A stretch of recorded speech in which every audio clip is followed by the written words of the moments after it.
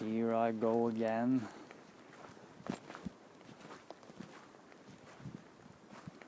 Singing the same old song. And yet, always the new song.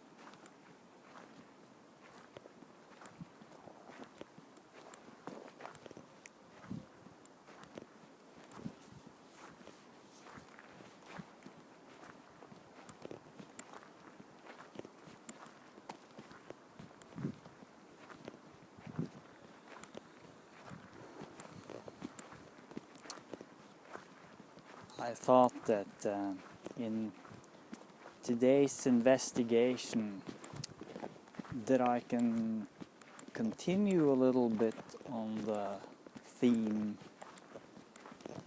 that I've been investigating for a while.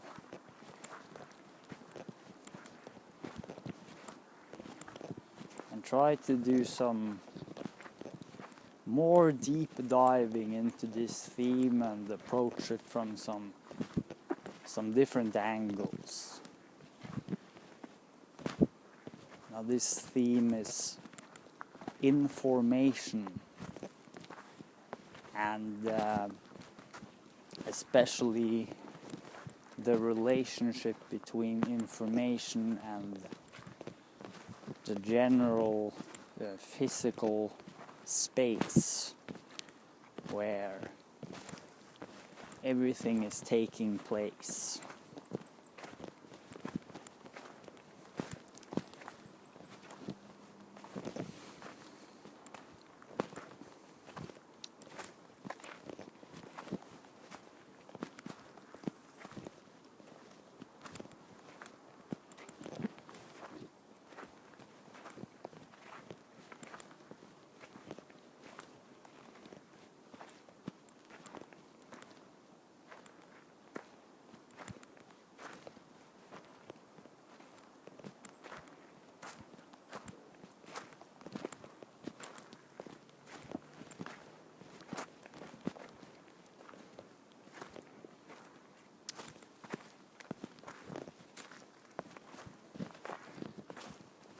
Now in another video I also went into this issue of information and how it could be understood.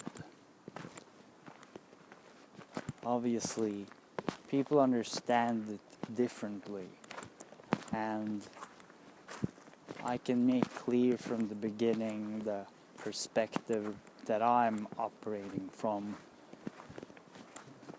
And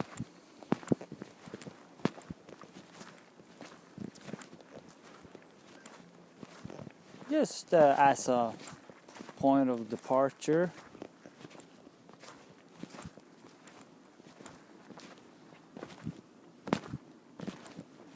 it always takes a little while to get warmed up. It's a gradual process getting the talking machine into gear. So, even though this starts a little slow, it usually picks up after a while.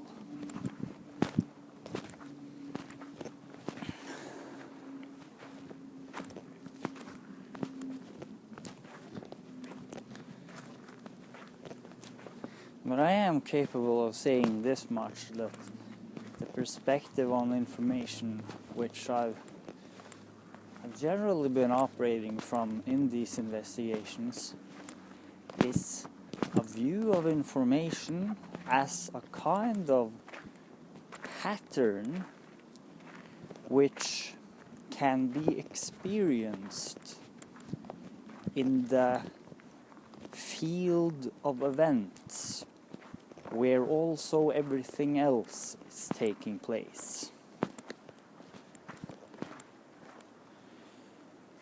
So we may call this the event space.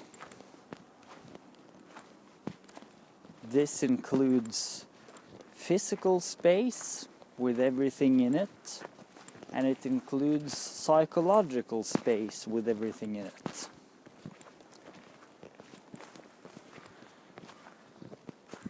From all the observations I've made, I can't see that these spaces are separated in any way. It seems that they are the same space, and that the physical events which happen everywhere around me becomes psychological events just at the same time. While all of my psychological experiences will determine the way I understand all the physical events I experience.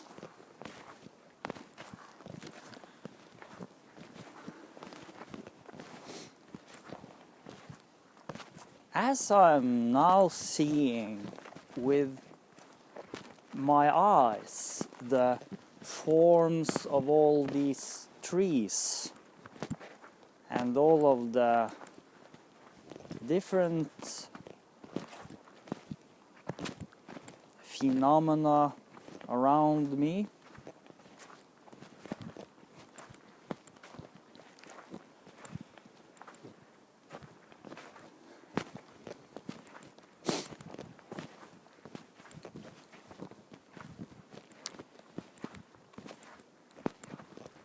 then this is already a psychological experience.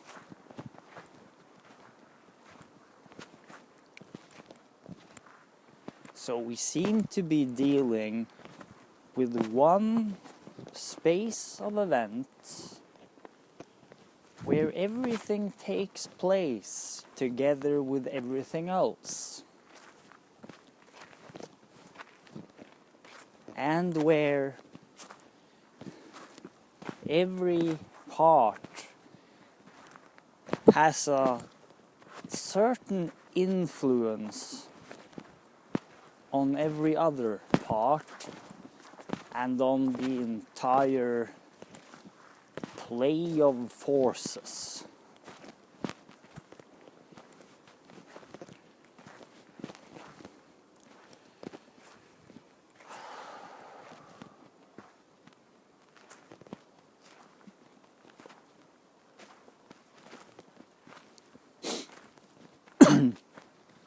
And this is also the space of events where information is taking place.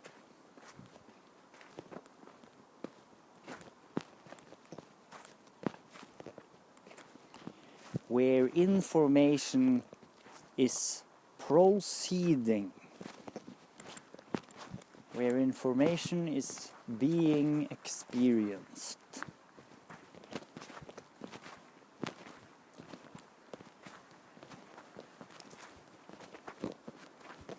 So the way I see information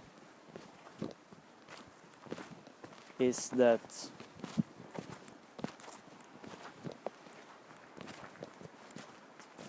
in the kind of sense that we understand it, it is always very closely related to the experiencer of the information.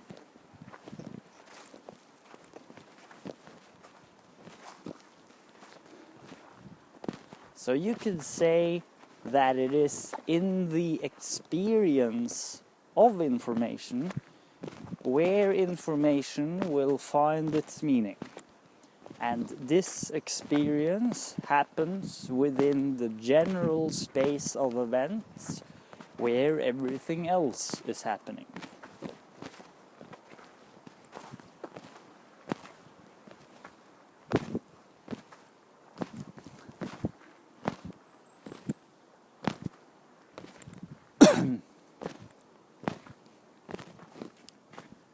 So the words which you are now hearing, they are sound waves. They are sound waves which at this time resonate in the areas where I'm walking.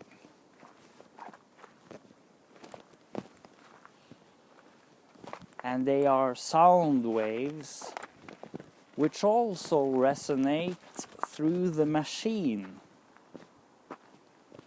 where you are now hearing these words.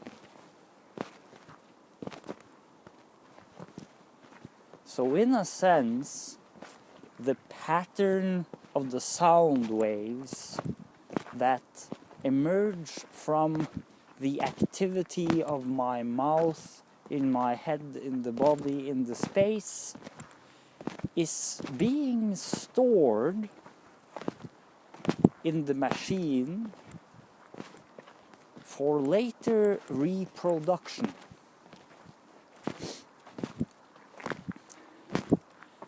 Maybe the pattern is clearly not exactly the same as the one happening here during the original event where the talking into the machine is taking place. However, it is similar enough so that the words that you now hear become, in a sense, meaningful. And a part of this whole play is that it is meaningful also in a somewhat unique way to you, which is unknown to me at this moment while I'm speaking these words in these areas.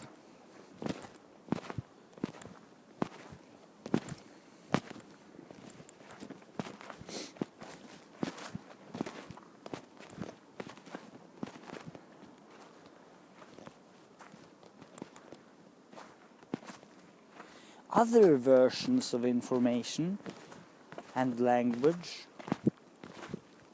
happens through patterns of shapes which can be seen against a certain background. This relates to letters and words and sentences. By combining certain letters in certain patterned sequences, words emerge. And by combining words in certain sequences, sentences emerge. And by combining sentences in certain sequences, paragraphs emerge. And many enough paragraphs, and you have an essay, you have a chapter, you have a book, you have a literature.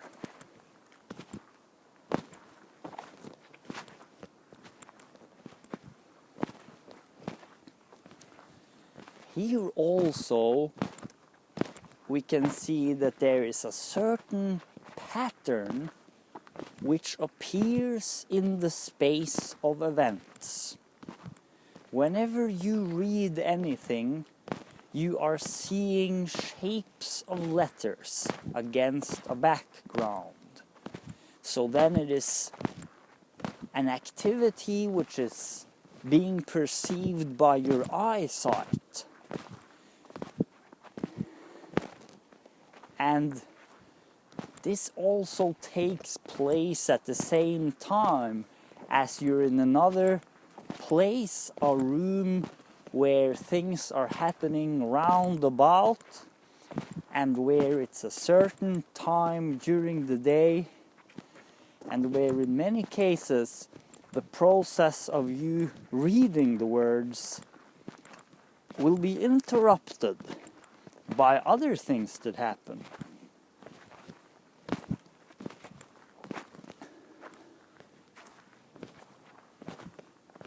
So here also we see this unique interplay between the information and the person experiencing the information in the place where the experience of the information is taking place.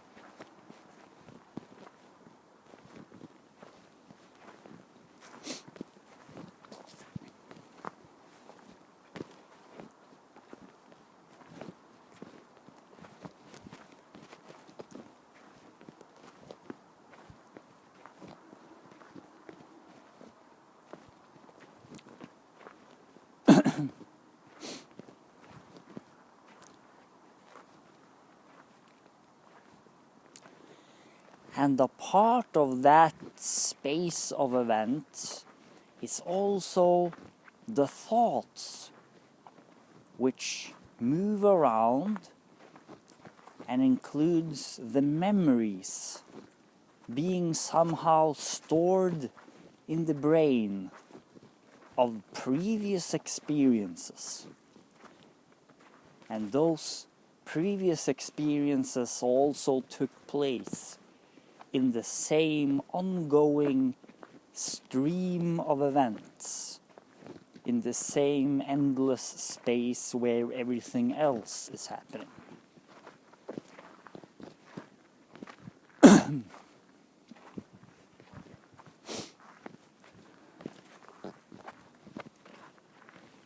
So here we see that the pattern of information is a pattern which emerges in the space of events. It is being perceived by some or other living being, in this case, the human beings, and it is being interpreted by the human being dependent on where the human being is, in what place, at what time, under what sort of conditions, in what kind of a mood, with what kind of memories to meet it with, in this or that general physical condition, and under these or those influences. Then there is the interplay of all of these situational factors which lead to the unique subjective experience of the meaning of the information.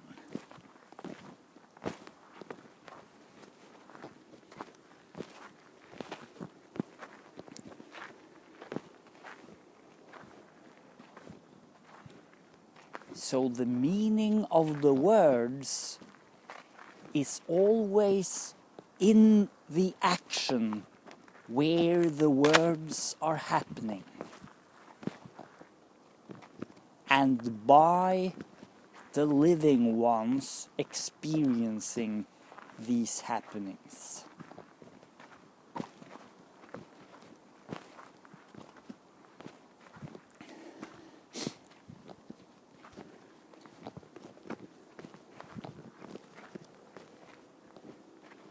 And this explains why people understand words differently, because there are differences in the conditions they're under while experiencing the words, and there's also differences in their associations from their memories.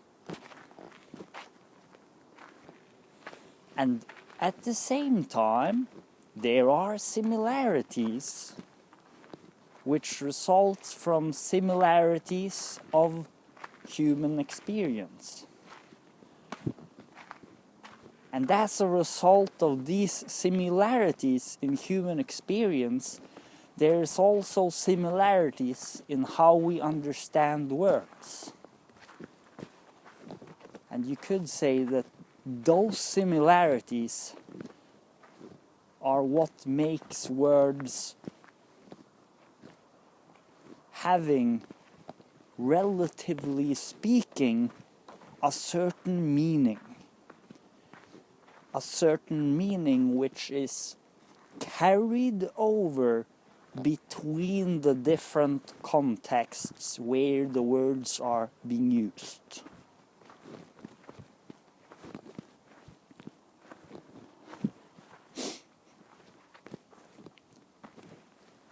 So the meaning of words always are shifting between the contexts they're being used by the people using them, dependent on the totality of the state of affairs where the information event is happening.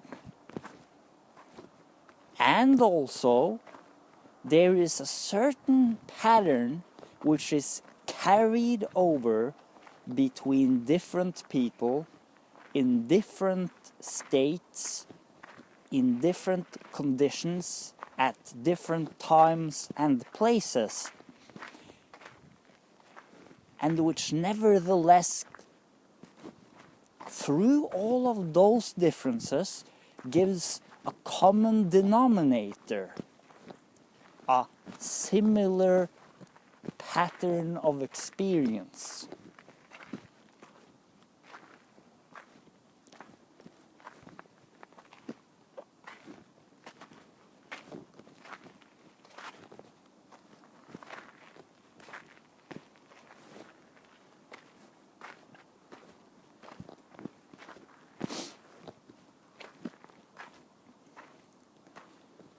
Because of this, it's reasonable to say as a general principle that the more similar the personal experiences of two people are, the more we would expect them to understand language similarly.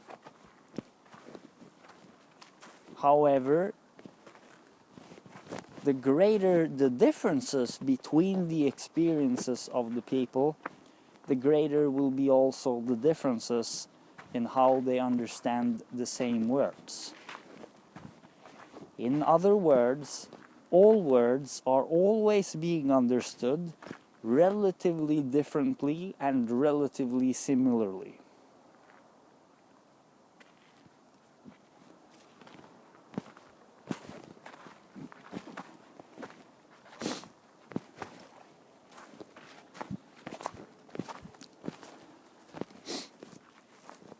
And the ultimate exact meaning of the word is always to be found at the exact occurrence of the word, because the word is action.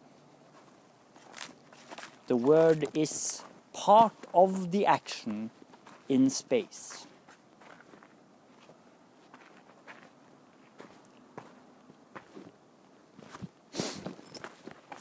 So this also means that the most important meaning of the words you are now hearing is the meaning which you personally experience now.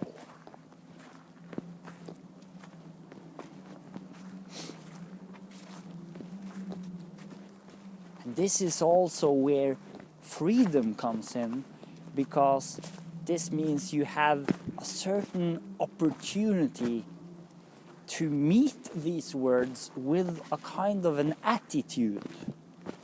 an attitude where these words can be as meaningful for you, as constructive for you, as fun for you, as beneficial for you, as useful for you as possible.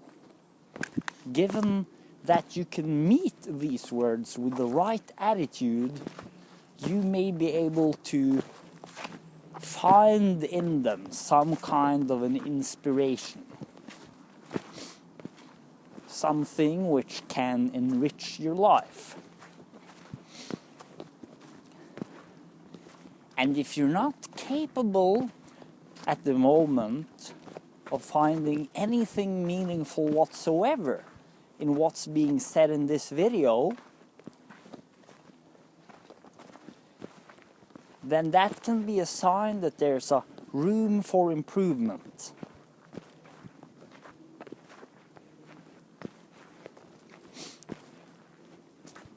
And of course, the room for improvement can be a room for improvement in how I'm speaking in this video, and it can be a room for improvement in how you're listening to it.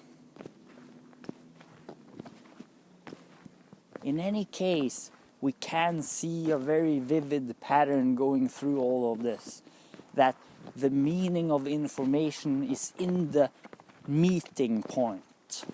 It is in the meeting point of the action sent out, the pattern sent out, and the living one which experiences and interprets that pattern in real life conditions.